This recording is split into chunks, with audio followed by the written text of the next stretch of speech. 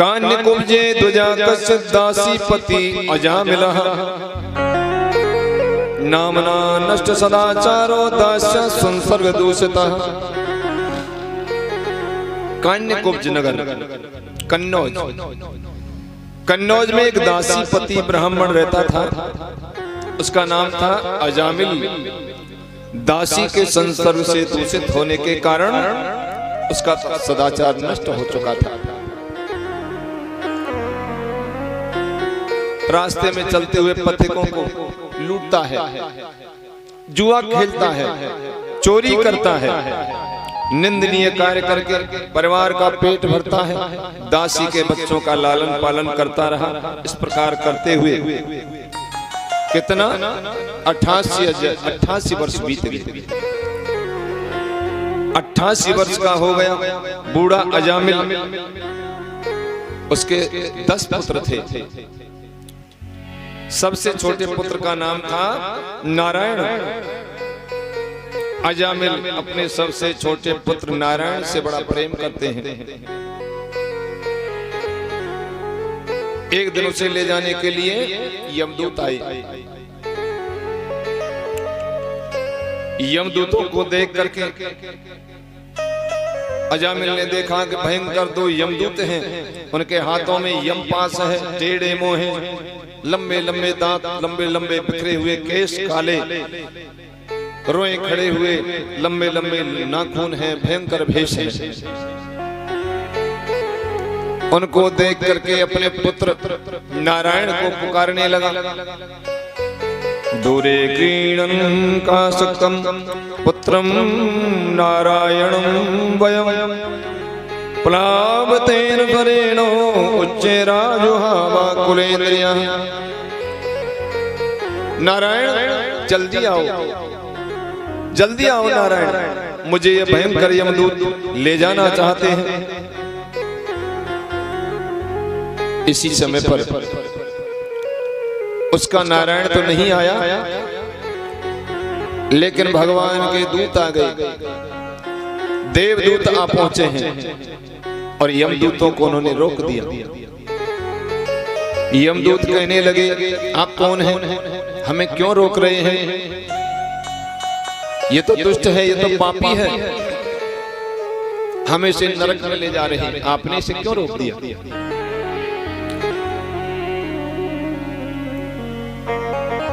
लेकिन भगवान के देवदूत कहने लगे कि इसने अंत समय पर भगवान का नाम लिया है, इसलिए अब हम इसे स्वर्ग ले जा रहे हैं। यमदूत कहने लगे, ये ब्राह्मण पहले सदाचारी था, जितेंद्रिय था, सत्यनिष्ठ था, मंत्रवेत्ता था, पवित्र था। लेकिन एक दिन ये ब्राह्मण पिता के आदेश के अनुसार जंगल में गया लकड़ी लेने।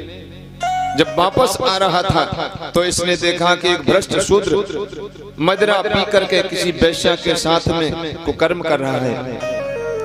वेश्या को इस तरह अर्धनग्न अवस्था में देख करके अजामिल धोखे में आ गया और उस वेश्या को अपने घर ले आया और कुकर्म करने लगा। उस ब्राह्मण को सबने अलग कर दिया, जाति से अलग कर दिया। न कोई उससे यज्ञ कराता है, न अनुष्ठान कराता है, क्योंकि भ्रष्ट है। अजामिल भ्रष्ट हो गया, वेश्या को अपने घर ले आया। यदसो शास्त्रम उल्लंघ्य स्वैरचार्याणि यगरहिता अवर्तच्चिरं कालमघायुर्सुचिरमलात्। कहने लगे कि इस पापी ने शास्त्राज्ञा का उल्लंघन करके स्वच्छंद आचरण किया है। सत्पुरुषों के द्वारा वो कार्य निंदित है। इसने बहुत दिनों तक वेश्या की मल समान अपवित्र अन्न से अपना जीवन व्यतीत किया है। इसका सारा जीवन ही पाप में है। लेकिन यमदूत कहने लगे, अयम यमशीकृत निर्वेशो जन्म कोट्यम सामपि यद व्याजहार विवसो नाम स्वत्तेनम हरेः।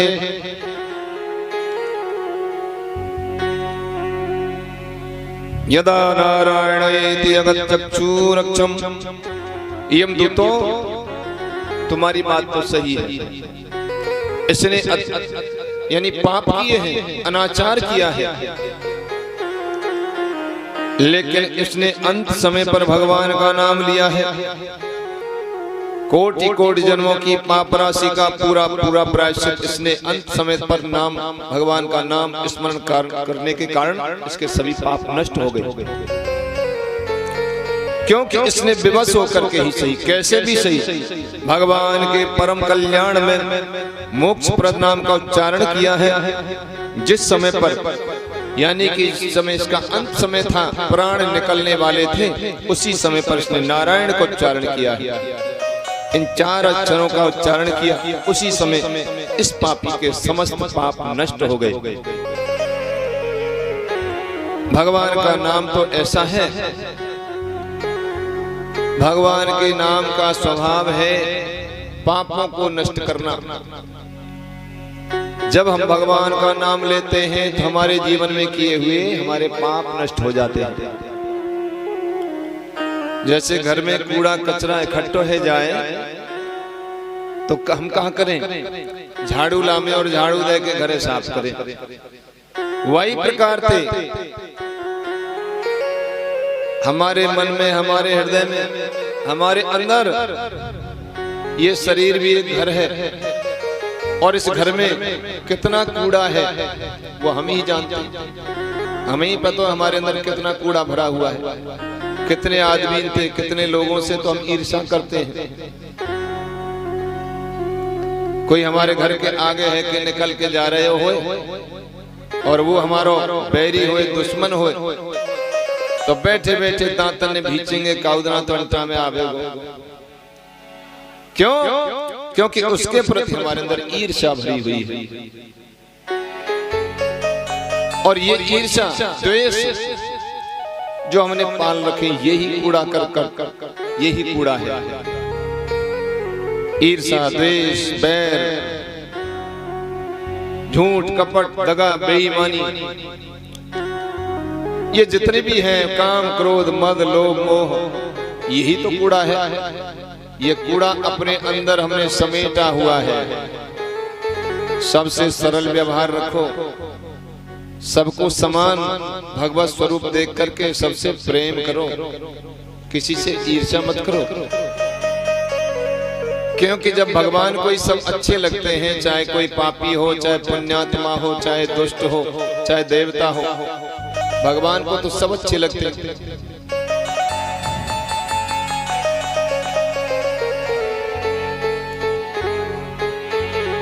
हो सब मम प्रिय, भगवान कहते हैं सब मम प्रिय, सब मम उपजाए। हो सब ते अधिक मनुज मोहे भाए। राम सिया राम, सिया राम, जय जय राम, राम सिया राम, सिया राम, जय जय राम।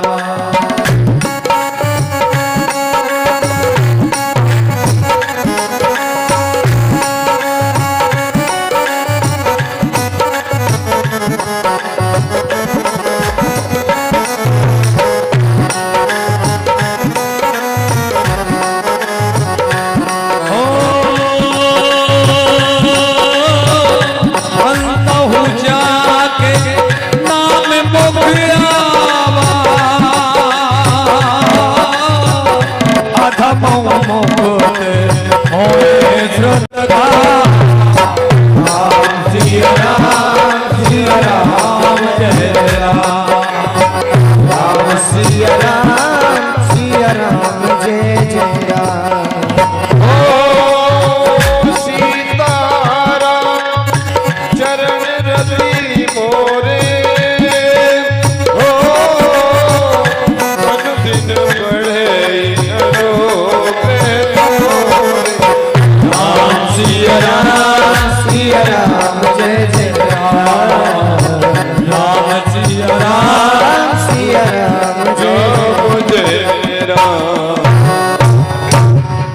क्योंकि भगवान का स्वभाव ऐसा है, भगवान कहते हैं सब मम प्रिय सब मम उपजाए। संसार में जितने भी प्राणी हैं वो सब मुझे प्रिय हैं, क्योंकि सब मेरी संतान हैं। जब भगवान ही सबसे प्रेम करते हैं तो हम आपस में प्रेम क्यों नहीं करते? हम आपस में क्यों ईर्ष्या करते हैं, क्यों बैर करते हैं, क्यों द्वेष करते हैं? जैसा भगवान का स्वभाव है वैसा हमें भी बनाना चाहिए। भगवान तो सबसे प्रेम करते हैं। भगवान के हम सभी संतान हैं, वो हमारे परम पिता है।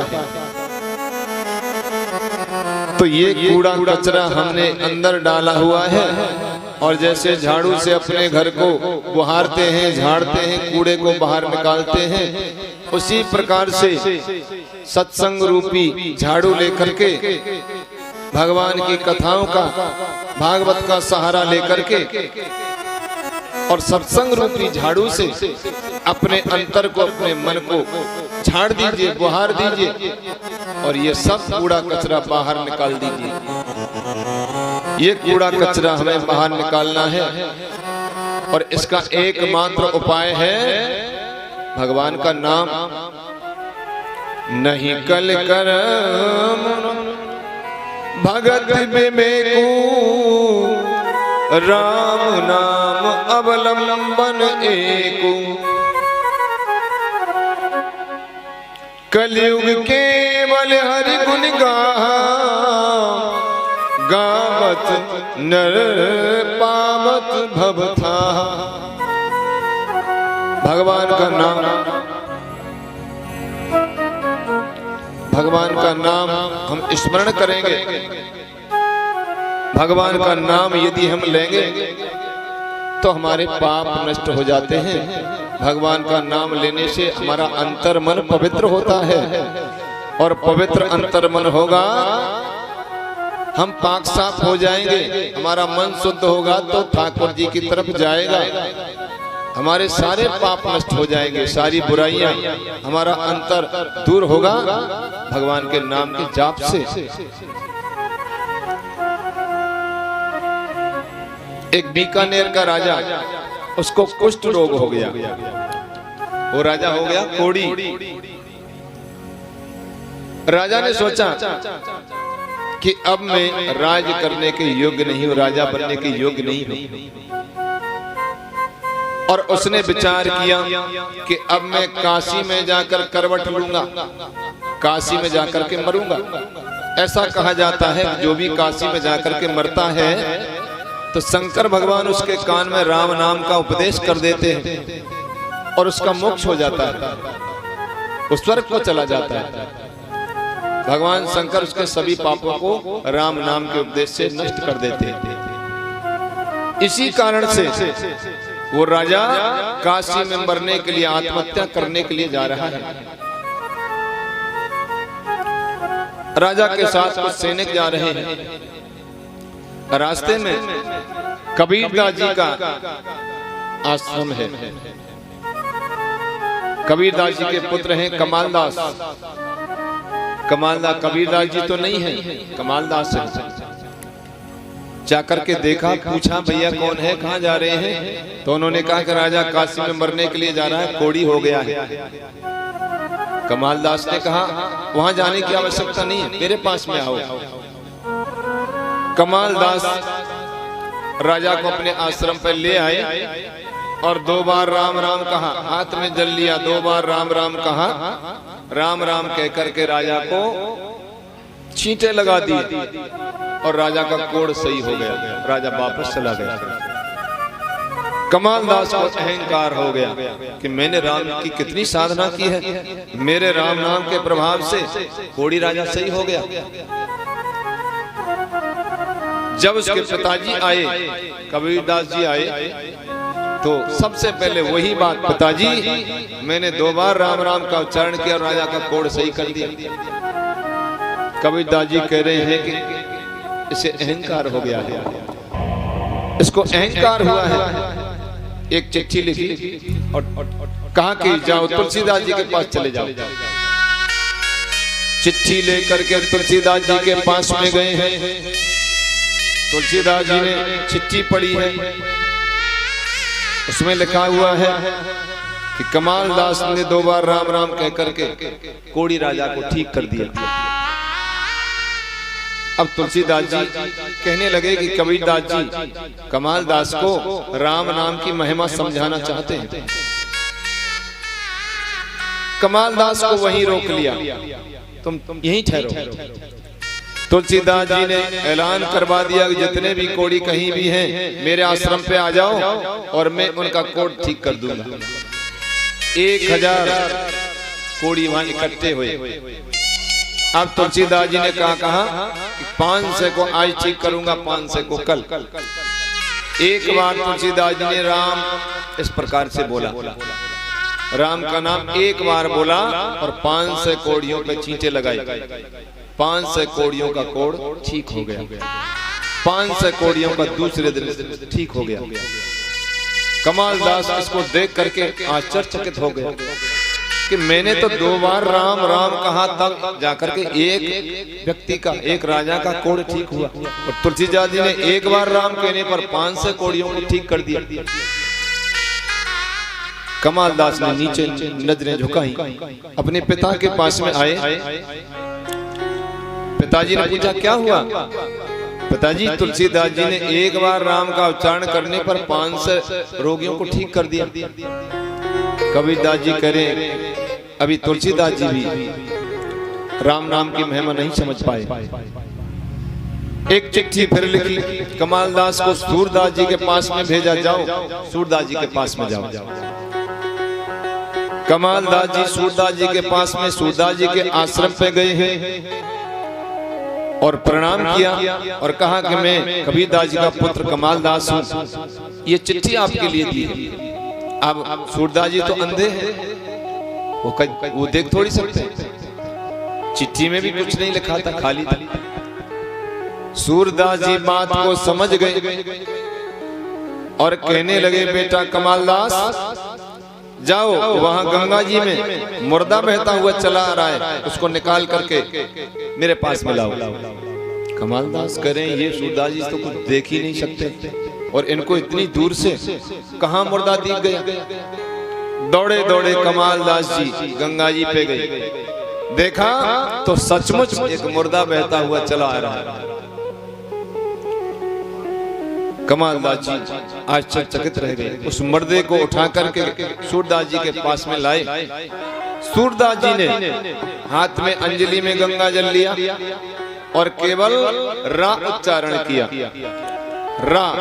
रा कह करके मुर्दे पर छींटे लगा दिए और मुर्दा राम राम कहता हुआ जीवित हो गया। कमालदास कहने लगा, मैं व्यर्थ में अहंकार कर रहा था कि मैं इतना भगवान का बड़ा भारी भक्त हूं, मैं राम नाम की महिमा को नहीं समझ पाया। तुलसी रा के कहते ही निकसत पाप पहाड़, फिर आवन पावत नहीं देत मकार किवाड़। जब हम रा उच्चारण करते हैं ना, रा कहते हैं तो मुंह खुलता है। रा कहते रा अंदर जाता है और अंदर से जितने भी हमारे पाप भरे हुए सबको बाहर निकाल देता है। जैसे पानी में सरफ डालें और सरफ घोल दें और वहां में कपड़ा डालेंगे तो कपड़ा साफ होगा, उसी प्रकार से रा हमारे अंदर जाएगा और हमारे पाप हैं वो बाहर निकलेंगे। और फिर आवन पावत नहीं देत मकार किवाड़। रा के बाद हम क्या बोलेंगे? माँ, और माँ कहते हैं हमारे होठ बंद हो जाएंगे, माँ भी अंदर चला जाएगा और पाप बाहर रहेंगे। इसलिए राम का नाम पापों को नष्ट करने वाला है। राम के नाम से हमारा मन पवित्र होता है, बुद्धि शुद्ध होती है। जिन्होंने राम का नाम लिया है उनको जाकर के पूछिए कि राम नाम वास्तव में क्या है। राम नाम सब रोगों की, भव रोगों की औषधि है। नहीं मानते तो आप लेकर के देख, प्रत्यक्ष को प्रमाण की जरूरत नहीं है। जिसने भी राम का नाम लिया है उसका कल्याण हो गया है। और कैसे भी ले लीजिए। भाव कुभाव अनख्याल सहु नाम जपत मंगल दस दिसहु। भाव से लीजिए, कुभाव से लीजिए, सोते लीजिए, जागते लीजिए, आलस में लीजिए, खाते पीते सोते जागते, कैसे भी भगवान का नाम ले लीजिए। भगवान का नाम तो कल्याणकारी है, आपका कल्याण करके ही छोड़ेगा। भगवान के नाम का स्वभाव है पापों को नष्ट करना, कल्याण करना, ये भगवान के नाम का स्वभाव है। जैसे अग्नि का स्वभाव होता है जलाना, अग्नि पर हम जानबूझ करके पैर रखेंगे तो भी जलाएगी, और अनजाने में पैर पड़ गया तो भी जलाएगी। उसी तरह से भगवान के नाम का स्वभाव है कल्याण करना। जानबूझ करके लेंगे, अच्छी तरह से लेंगे तो भी कल्याण करेगा, अनजाने में भी यदि हम भगवान का नाम लेंगे तो भी कल्याण करेगा। माया के लिए धन दौलत के हाय हाय हाय हाय करते हैं, हाय हाय की जगह पर यदि हरी हरी हरी हरी कर दे, गिरते समय, पैर फिसलते समय, किसी भी ऐसी दुखद घटना के समय यदि हम राम राम राम राम हरी हरी हरी इस तरह से कर लें तो उस समय नाम बड़े एकाग्रता से लिया जाता है। दुख के समय में दिल से नाम निकलता है, हृदय से। इसलिए भगवान का नाम, सुखदेव जी कह रहे हैं, हे परीक्षित, तुमने जो प्रश्न किया था कि मैं वो उपाय जानना चाहता हूं जिसके अनुष्ठान से मनुष्य को अनेक भयंकर यातना न झेलनी पड़े और नरकों को नहीं जाना पड़े। तो सुखदेव जी कह रहे हैं कि मैं आपसे विश्वास पूर्वक कहता हूं, आप यदि भगवान का नाम निरंतर रूप से लेंगे तो आपको नरकों में नहीं जाना पड़ेगा। भगवान का नाम लेने से यहां भी सुखी और यहां से जाने के बाद वहां भी सुखी। पार भव से उतर जाएगा, पार भव से उतर जाएगा,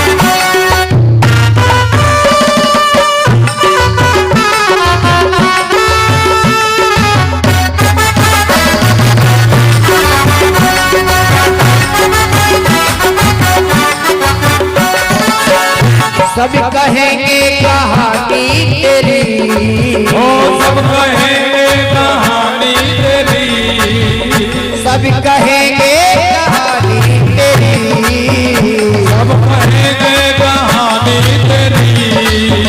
जब इधर से उधर जाएगा, जब इधर से उधर जाएगा,